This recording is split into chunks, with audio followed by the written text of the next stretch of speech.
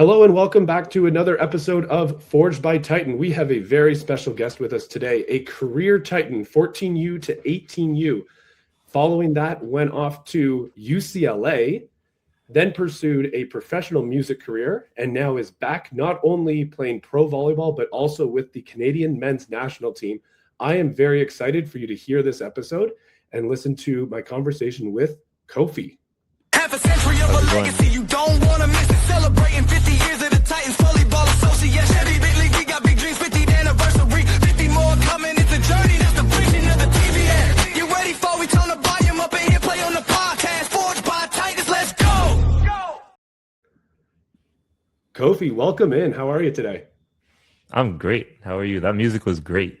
It's so much fun, isn't it? I've got a couple of messages about it already in the last couple of days since we launched it. Some excitement for it. So yeah, I'm really excited. Our volleyball career crossed over very early for both of us, and then and now back here with the podcast and Titan celebrating 50th anniversary. You were one of the first names that came to my mind of a career Titan, someone who represented the club so well at that point. And it wasn't only you who played with Titans as well. We might get into that with your older sister playing too. And now where your career has gone, I'm super excited to have this conversation. And so I wanted to open up with just how did your volleyball career get started? What got you into volleyball in the first place? Yeah, so it started, well, I guess my career in club volleyball started when I was 14U. But yeah, my sister played. She's older. She played for Titans. We're from Scarborough. So at the time it was, that was just kind of the local club for us. And we didn't know anything about volleyball. My family knew nothing. But I ended up watching my sister play and then, being the little brother, I have to go to all the tournaments. And so I was just around it from a young age. And from there, I just kind of wanted to try it myself. Yeah. And so you start out playing, I believe you started playing in 14U, but your team really came to kind of popular, became popular around the 15U age. Is that correct? Yeah. So in 14U, it was Tanya Pratt, who was Ryan Pratt, our setter at the time. His mother coached us. She wasn't a coach and I don't think she really wanted to coach, but we were just like a group of guys and we didn't have a coach. So she did it and she did a great job. But in 15U, Brian Singh took over and then it was like a real official program. Yeah. And that's a cool crossover too, because the year before Brian took over your group, he was actually my coach as well. And so we have that where I was coached by Brian in that 17U year. He made the decision and he made the right decision, I think, to go with your group in the 15U age group. And then over the course of years, you guys grew in talent, in skill, in physicality. Who were some of the key guys that you would say were your teammates at that point? Honestly, the thing about that team was we were all so close, like literally brothers to this day. Like our setter, Kier, Dion Darian, Max Choi, Ryan Pratt, like literally all of the guys. We, Azam. There's a couple guys came on later, but the core group that was there at 15U stayed there the whole way. No one really left. Like a couple like higher level, like not higher level, but high level players liked what we were doing and came. But yeah, those are all still like my friends to this day. Okay, so this is cool because you guys graduated 18U in 2015, 2016, somewhere in that range, 2016. Right? 2016, yeah. Perfect. So we're talking now, this is 10 years ago that you guys played together. How do you still keep in touch? I mean, just Instagram. Anytime we're back in the city, we always try to link up. We actually want to trying to find a time to do like a reunion for our team. Because we always used to go to Brian's parents' house because our coach was really young at the time. Yeah, we went to his parents' house to go to watch film, and then he'd order food and it'd be so much fun. So we kind of want to do that next time we're all back in the city. But we just try to keep in contact the best we can. We all live separate lives in different countries, but every time we're back in the city, I always see Dion, Darian, Kier. So yeah, it's nice. Literally friends for life. And Brian is like my mentor for life. I'm not gonna lie. Yeah. It's so fantastic to hear as someone who's coaching 17U age group right now, but has been coaching in the youth space for a number of years. It's cool to hear that we're talking about a group that graduated together 10 years ago and want to spend time together. Life makes it difficult. We talked about it. You're in Europe right now, and others from that team, I'm sure, are also on their own adventures and travel and living in different spaces. And yet, as a coach, to hear that, well, we want to get together still, and we want to see each other after like these past 10 years or whatever it's been, is a phenomenal result of that group. Yeah, honestly, yeah. So good. So let's talk through quickly about while you were going through the club scene, what other aspects did you have? You had provincial team opportunities? Were there youth national team opportunities as well? Yeah, I did. So I did provincial team, 16U, and then youth national team in 18U. But yeah, Fantastic. Actually 17U. I did youth national team, and then 18U. I think I was with like the junior national team. But yeah, honestly, most of my development was at Titans. I'm not gonna lie. There. So I wanted to check in with getting that youth national team opportunity. I want to go back to the development piece that you mentioned, but with getting that youth national team opportunity, how did your view of skill level and the game maybe evolve or grow, or like your hunger be risen through that? I guess, and this is like a constant process. Anytime you're exposed to higher level players, which will happen at, like, for all the club kids listening, this will happen throughout your whole career. It really opens your eyes, and then you have to dial in parts of your game that you didn't really have to even think about before. So that's something that I was first exposed to at the youth national team, or actually at provincial team. Actually regional team. Oh, right. I don't even know. Does that still exist? Yeah, it is actually. I'll be one of the coaches. It's a different format than it would have been when you went through the regional program. That we don't create teams from each region. Instead, a bunch of players. There's a group of players that are brought together, and they represent each of the regions. And you have to, region 5, the Toronto Mississauga region, has the most amount of players, but you have to have a proportional representation from every region.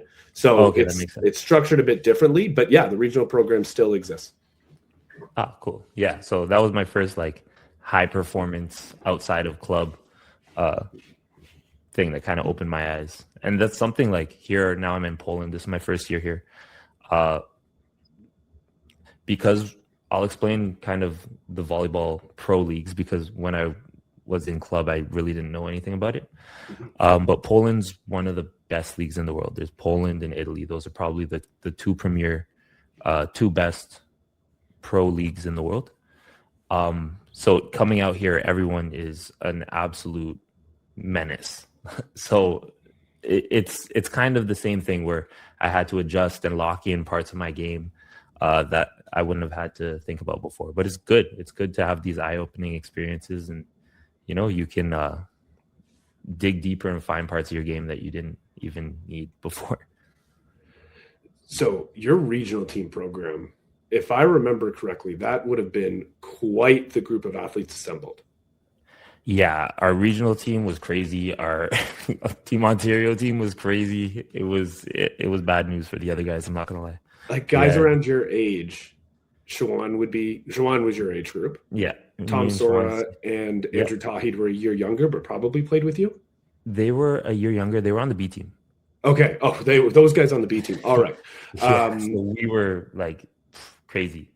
It was nuts. Like, honestly, that was a fun age group to watch go through the OVA system, and then into the university system. Okay, we go through Titans. Anything else specific to touch on with Titans that you like, lasting memories? I'll circle back around at the end here, but lasting memories with the Titans Association specifically.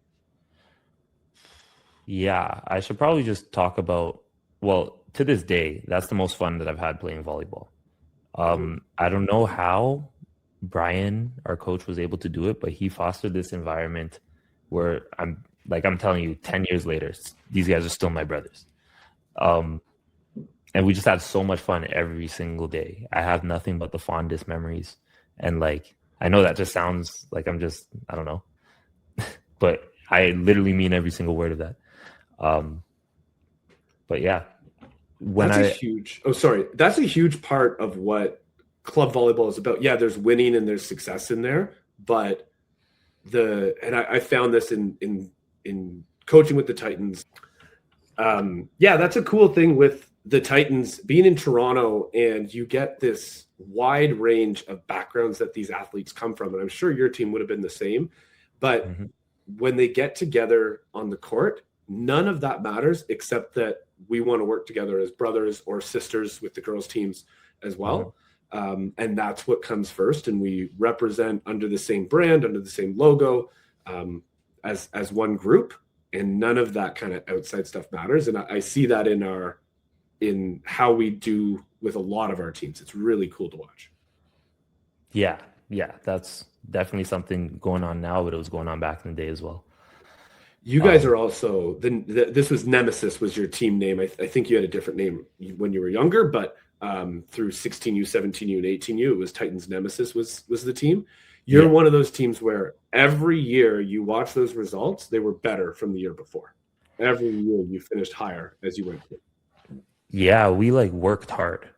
We I say it was fun, but we weren't just having fun all practice. Like Brian was definitely there was a lot of discipline. There was a lot of, if we were messing up on the baseline, we're going to focus, we're going to work, we're going to get better. But I don't know. It's just what I've realized is sometimes you're in an environment, because at this point in my career, I've been in a lot of gyms with a lot of coaches, a lot of players, see how people act. And there are high performance environments and there are not high performance environments. Yeah. And I don't know how we're 15 years old and this was one of the highest performance environments that I've been in. So, shout out to him for that. That was I would not trade my club experience for anything. And as I got better, because I was terrible when I started, 14U, terrible, 15U, terrible. Beginning of 16U, not great. End of 16U, I kind of started putting it together. But as I got better and 17U and then 18U come around, everyone's like, oh, you gotta go to Pac-Man, you gotta go here, you gotta go there. I'm so happy I didn't. Good for you. It was never really a question. I had too much fun every single day hanging out with Brian. I'd literally take my skateboard to his house after school and watch film. But and hanging out with the team, I would have never left. But I'm so happy I didn't, because it's I don't know. Those are some of the best years of my life.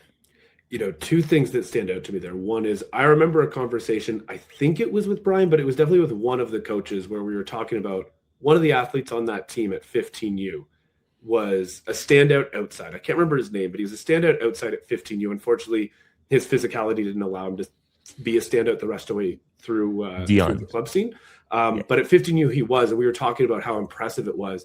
And whoever the coach was, whether it was Brian or someone else, said, yeah, but you've got to watch Daenan. He closes every block at 50. He's there every time. They pointed that out. And then I went, oh, okay, cool. We watched that. And then the second part is, I don't think you're giving yourself enough credit, because the difference between 15U and 16U for you was insanity. And I think you started to really show who you were by that point. At 15U, still young, learning. You're a tall guy, so baby giraffe a little bit, definitely at that point. But 16U beyond was holy smokes, this is different. This guy's built different, and it was really cool to watch. And then by 18U, some highlights came up earlier today for me, and by 18U, it was this is a lot of fun. This is cool to watch. How did you went to UCLA? How did UCLA come about for you? That was actually through the youth national team program. We played a tournament in Iowa, and there was a coach there.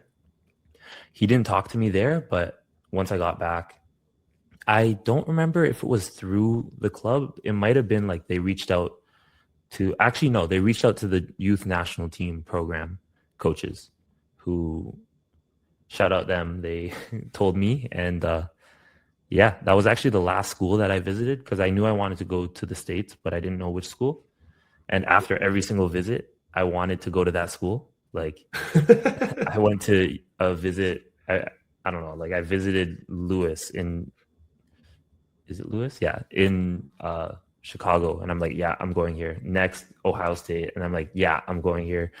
BYU, yeah, I'm going here. And then last visit was UCLA, but I'm like, okay, no, I'm going here. Yeah. Yeah, It's fantastic. And what were like highlights of being at UCLA? Because you spent your full 4 years there? Yeah, I spent 4 years there. Highlights, it's just such a well-oiled machine. Like that program is just, it's just set up properly. I know it's been a while since I've left, but everything was just set up for us to be successful in every aspect of everything that we do there. So, and then I also had John Spera as a coach, who is now the president of USA Volleyball. He, at that time, was the head coach of the American national team. High level coach, high level thinker. Like just some of my best coaches, or all of my best coaches, are just people that I kind of look up to in general. That's Brian to this day, and John Spera. So I got really lucky kind of with coaches throughout my whole career. That's such a cool dynamic where you're the kid from Scarborough makes his way down to California, and the USA national team coach is your head coach when you get there. Yeah, honestly, that was part of the reason why I chose to go there. Of course. But yeah, and he is absolutely everything that he was said to be. That's so fantastic. And what about being a Canadian in the NCAA? We don't see that a ton on the men's volleyball side. The women's volleyball side, that's huge. We don't see that a ton. What's that? Is there any dynamic to speak to there? Not really. I mean, I feel like there's more now than there was when I was there. I think my first year, it was just me. And then Justin came, libero, for the national team. But no, not really. There are always there's like a couple foreigners on each team. The biggest thing is like trying to navigate living away in a different country at 18, and try to navigate your way through like the school system, like just learning how things work. You're living on your own at such a young age, you know? I've heard that that's so true. Like, yeah, it's one thing I mentioned, like being a Canadian going down, but you're right. You went down at 18. I assume family stayed here and you went on your own. Maybe they visited probably often enough, but you go on your own and you've got to navigate now. Not only are you going to a new country and a new city, a new country, but you're also going to LA. Yeah. Which is pretty cool. That's a pretty cool spot to be. Been there just a couple times myself, and it's a pretty cool spot to be. What did you love about LA? Well, I mean, the weather. The school is in such a nice location too. UCLA is in like basically Brentwood, which is a really nice part. It's like in the corner of Brentwood and Bel Air. So it's like in like a really nice part of LA. But yeah, also, I mean, I make music. So at that point I was just getting into it. So being in LA definitely helped that journey along. When making music, a great transition, because that was the next thing. When did you first start to think to yourself, I want to make music, just try it out? So when I was in 17U, actually, it's crazy because it comes actually back to Titans. Mm-hmm. Our assistant coach, Brandon, who is another guy that he's a role model in my life and like a mentor in my life. And anytime, I have a hard decision to make, I'm talking to him literally to this day. He was rapping back then. And I'm like, no, I can do this too. So I just started, or I wanted to produce. So I started off producing and then engineering and then just doing what I could around the city. So that was like when I was like 17, 18. And then it's progressed at school, and then you make connections, you meet people. And I was in LA, which is great for making connections in music. And yeah, one day I made this song with my setter actually at UCLA, and it just started doing great. Like started doing really well, started blowing up. So after that, it was like, oh, okay, this could be a career. Shout out to the setter. Yeah, shout out Micah. Shout out Micah. I wasn't sure if it was going to be Micah or not. Awesome. Yeah. And so then you're coming out to the end of school, end of your fourth year. And I believe right there is when you make the decision, at some point in that space is where you make the decision to pursue music rather than pro volleyball. Am I right on that timeline? Yeah. So it was COVID. So after my our fourth year got cut short this season because it was COVID. And I had the choice to go play pro if pro was happening. Like everything was an unknown. So I'm like, you know what? I'll just make music. So I jumped 2 feet into that. At that point, I had also signed a record deal. So like,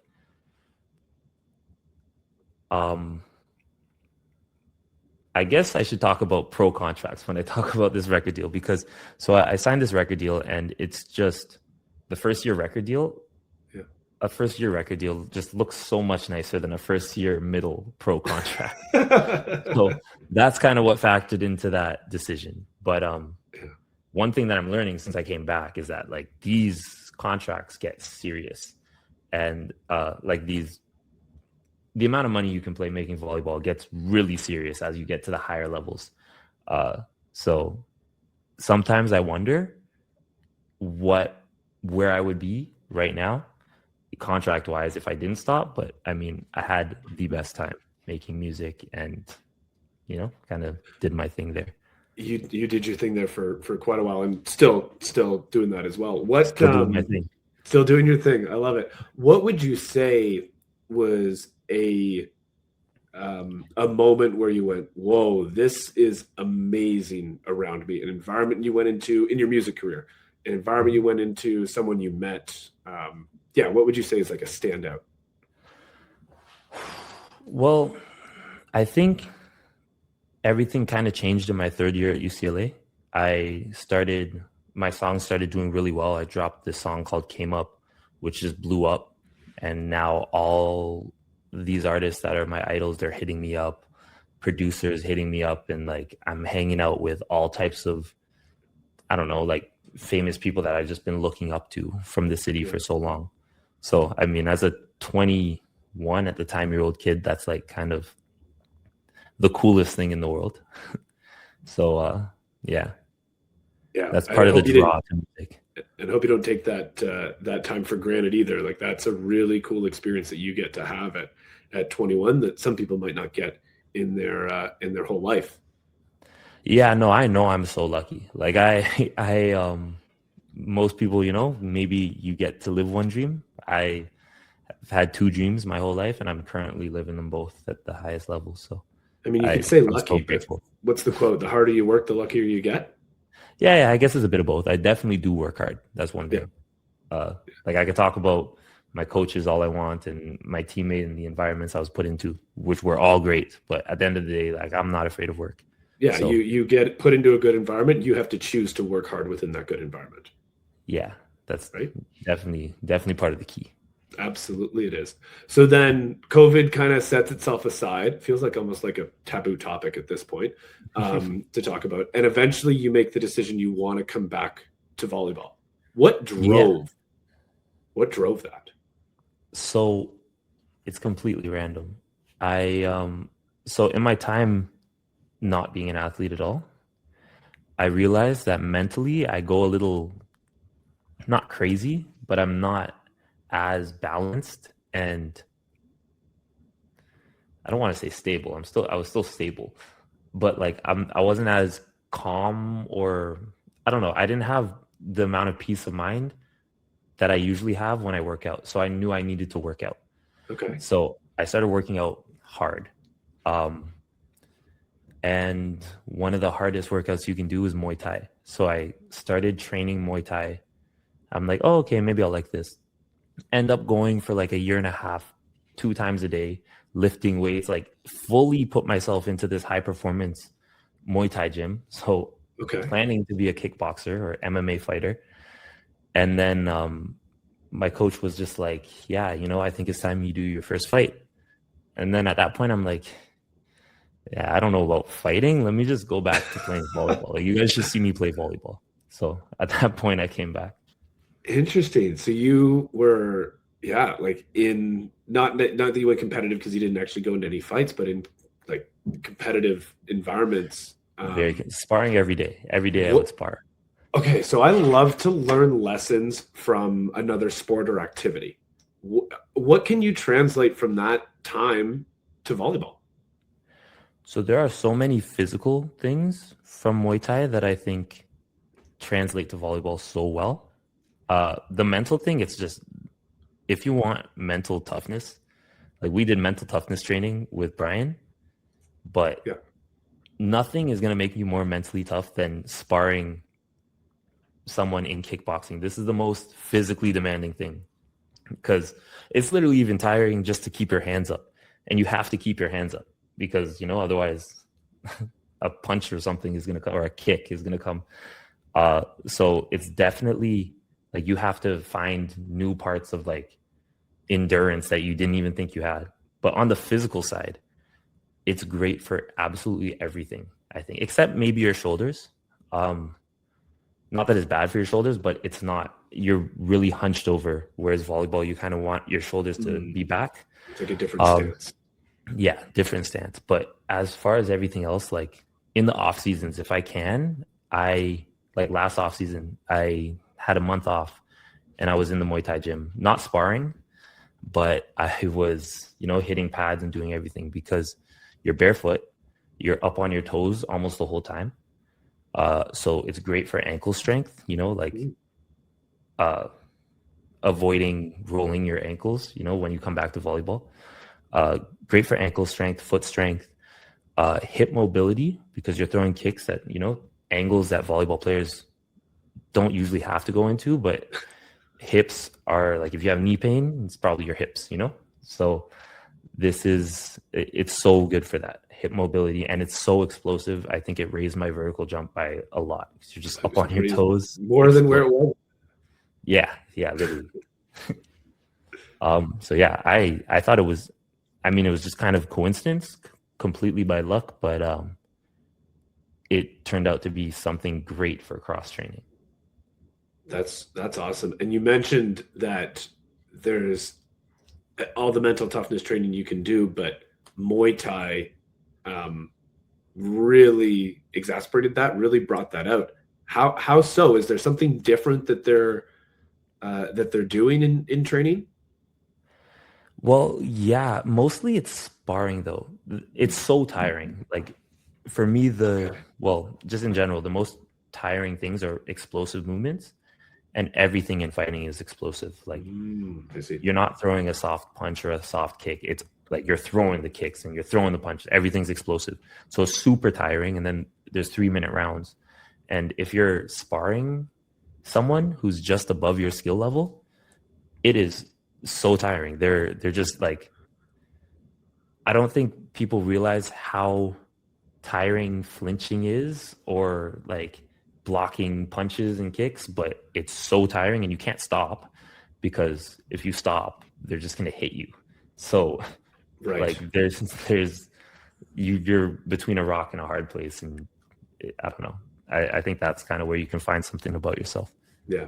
Oh, that's so fantastic. And, that's one lesson that I think we've tried to talk about with a couple of the Titans teams, especially boys teams, the older boys teams that we've got this year, is talking about how when you get dragged into the fight, like you're getting tired, these tournament days, you remember the OVA tournament days, those are long. Yeah. The best of 5 matches long. It's a different type of long than the OVA tournament days, because you're talking 5 or 6 matches in a day. Sometimes they are long days by the end. And the lesson is you've got to be ready to go. When you get to that last match of the day, gold, bronze, or other, you've got to be ready to go. And so that's a part of the mental toughness. Like, how are you going to perform when you might be physically drained, physically tired? Right. And how do you kind of elicit that, but also how do you embrace it as well at times? Right. Is a big question for us. Oh,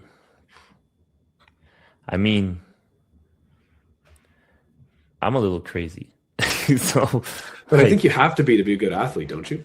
yeah, no, all the top level athletes that I know are not that they're all crazy, but like they'll definitely embrace like the fact that they'll do things that other people won't do, you know? Mhm. Like, um, I don't know. And that's kind of on those long tournament days, like what you're saying, and at nationals and provincials, I feel like that's where I used to play my best ball because um, I don't know, for some reason I would just be able to dig deep uh, and not feel the fatigue. I don't know. I really don't know. But coming back, definitely Muay Thai helped me with that. And also just the cardio. The cardio's off the charts now. Yeah. Yeah. And that helps with being able to perform under tiredness as well when you have high cardio, because you're going to get tired of what you're doing. But if you're used to it, you'll have an ability to compete through. So Muay Thai invites you to go to actual fights, and you say, I go back to the sport that one I love, that I played, that I got my education through, and that has a net in between the two sides. Yeah. Let's not get any, because I had like a concussion in my last year of volleyball or 2 years, and I kind of justified like, yeah, I don't want to keep getting concussions, so I'll stop. But then I'm gonna start Muay Thai, like that makes no sense. So I just decided like, yeah, let's go back to volleyball. So the way I actually came back is it was like November, so halfway through the season, and it was December. And I just messaged Dan Lewis, who's now the head coach of the Canadian national team. And I was like, I want to be back in the national team gym. What do I got to do?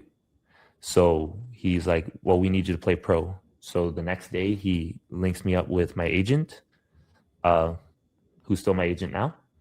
And yeah, the next day I had a contract in Finland. And like a week later, my whole life just picked it up. And I'm like, all right, I go do this now. And just went and played pro. The kid from Scarborough goes to LA and now over to Finland. Yeah. To play pro volleyball. And when was, just for timeline purposes, when was this point where you go back to Finland to play? This would have been 2023.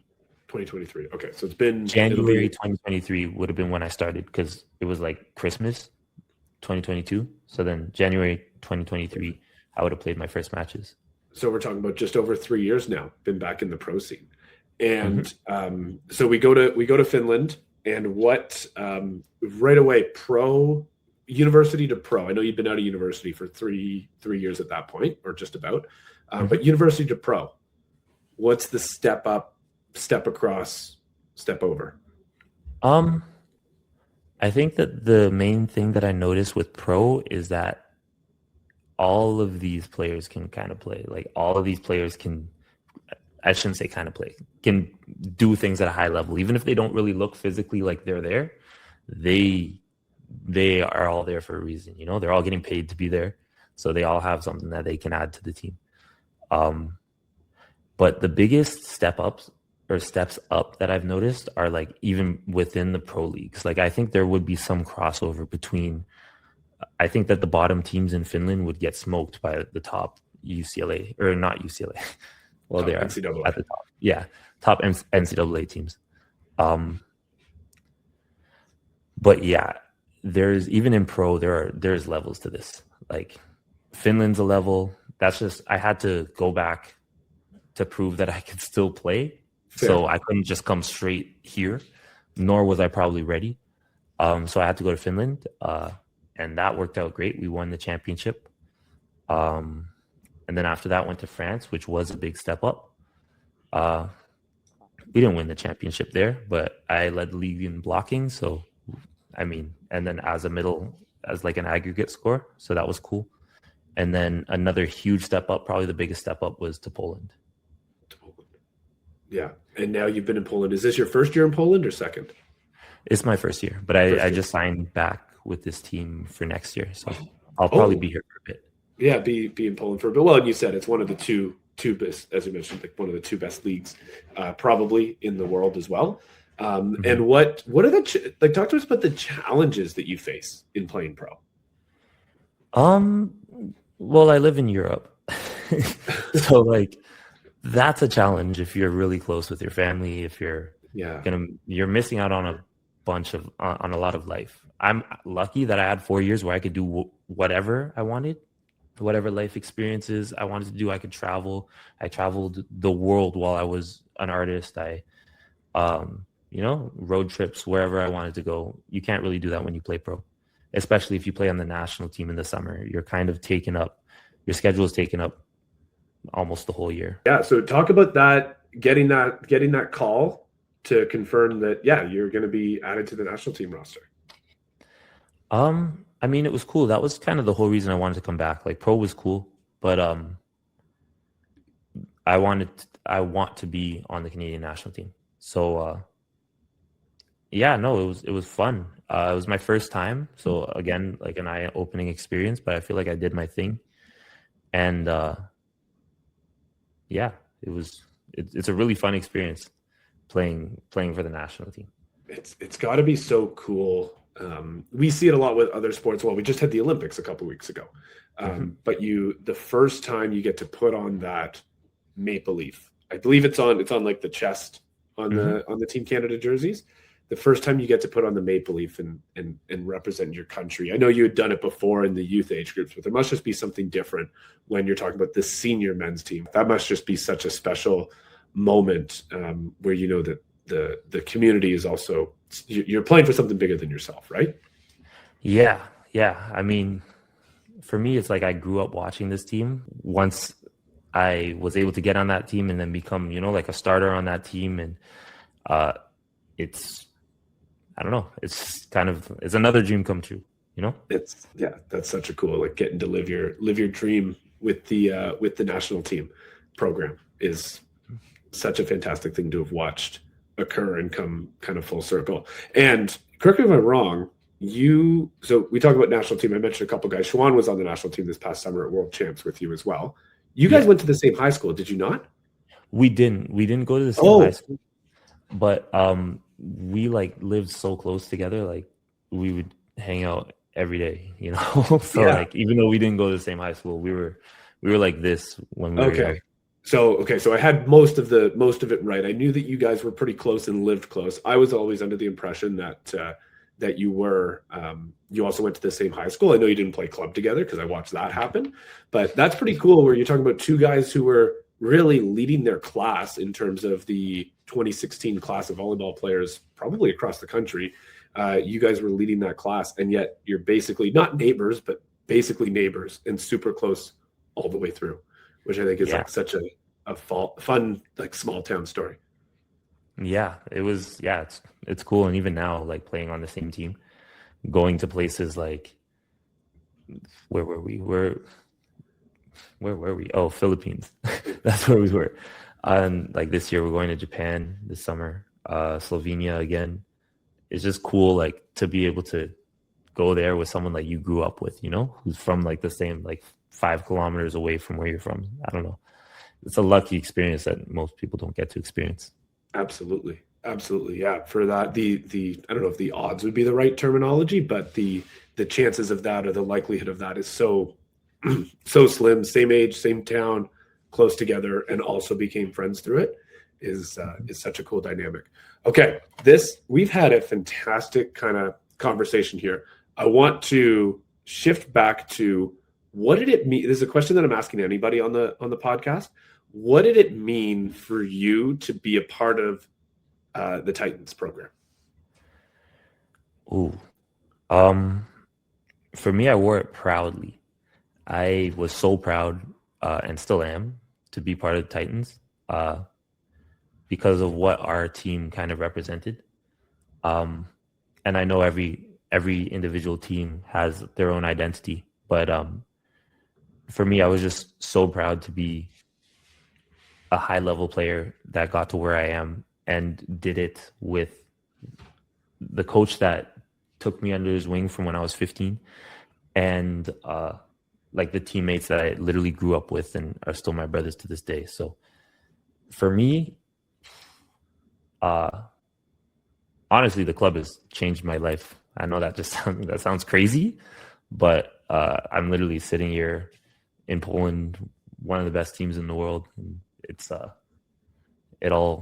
I went from terrible at volleyball to I could have played professional straight out of club. All that development was done there. So this club has meant a lot to me. That's why the second you messaged me, I'm like, yep, automatic. You replied so fast. I was like, oh, that was easier than I thought it would be. That's great. I love it. Yeah, it's fantastic to hear. And for people not to forget as well, in one of the most talented age groups that we've had in Ontario, I don't know if I can say it's most talented or not, but it's up there. The 2016 class is unreal. You guys finished with a provincial bronze medal, which was fantastic. Yeah. And you, from my memory, I believe this is true, you had never played in Tier 1 at provincials. You had always missed out on Tier 1. And then at 18, you came third overall. Yeah, the first year, not in Tier 1. Second year, I don't think so. Third year was our first year, but we were like not great.